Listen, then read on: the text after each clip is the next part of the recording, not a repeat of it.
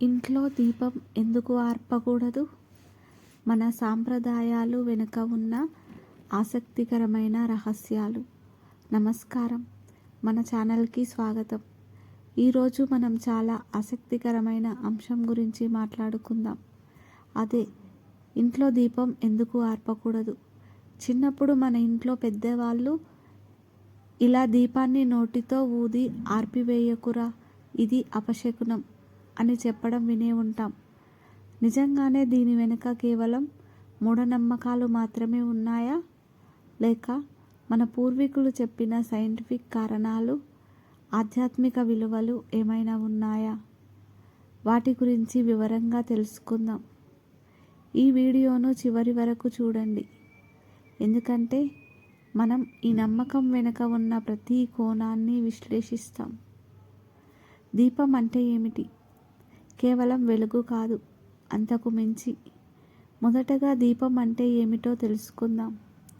దీపం కేవలం చీకటిని తొలగించే సాధనం మాత్రమే కాదు.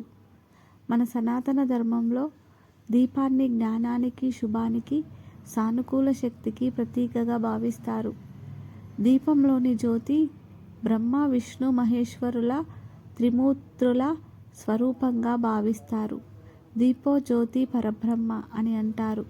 అంటే దీపపు జ్యోతి పరబ్రహ్మ స్వరూపం అని అర్థం. అందుకే ప్రతి శుభకార్యం దీపం వెలిగించడంతోనే మొదలవుతుంది. మన ఇల్లు, మన మనస్సులోని అజ్ఞానాన్ని, అహంకారాన్ని తొలగించి జ్ఞానాన్ని ప్రసాదించే దీపం. నోటితో దీపాన్ని ఎందుకు ఆర్పకూడదు? శాస్త్రీయ, ఆధ్యాత్మిక కారణాలు. దీపాన్ని నోటితో ఎందుకు ఆర్పకూడదు? దీనికి కొన్ని ప్రధానమైన కారణాలు ఉన్నాయి. వాటిని వివరంగా చూద్దాం. ఆధ్యాత్మిక, ధార్మిక కారణాలు. అగ్నిదేవుడికి అవమానం. అగ్నిదేవుడిని మనం ఎంతో పవిత్రంగా, దైవంగా భావిస్తాం. నోటి ద్వారా వచ్చే గాలిలో బ్యాక్టీరియా, లాలాజలం ఉంటుంది.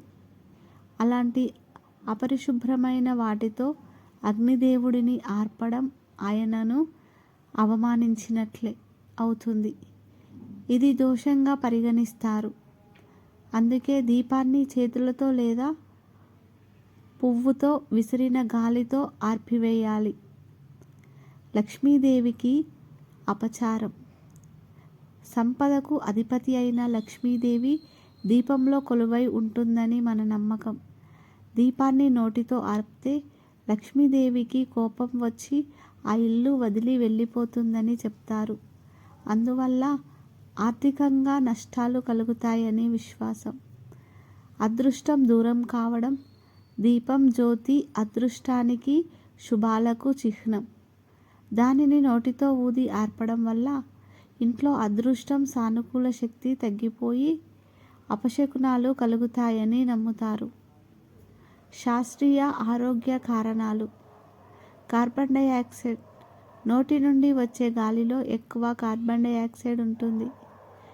దీపం నుండి వచ్చే పొగలో కూడా కార్బన్ మోనాక్సైడ్ వంటి విషవాయువులు ఉంటాయి.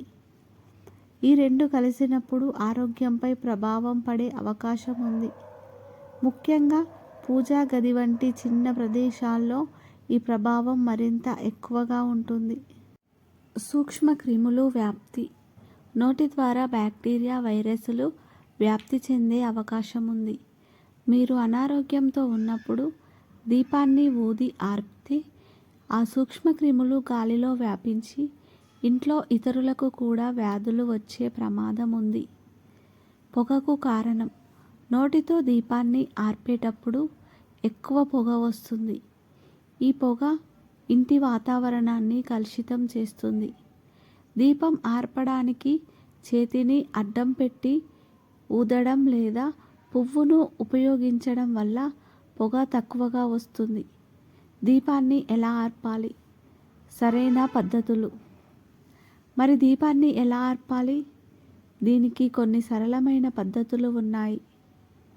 దీపాన్ని ఆర్పేటప్పుడు ఒక పువ్వు లేదా పూల రెక్కను ఉపయోగించి నెమ్మదిగా దాని జ్యోతిని కిందకు వంచాలి, లేదా చేతిని అడ్డం పెట్టి గాలిని ఒకవైపు నుండి వచ్చేలా చేసి ఆర్పాలి.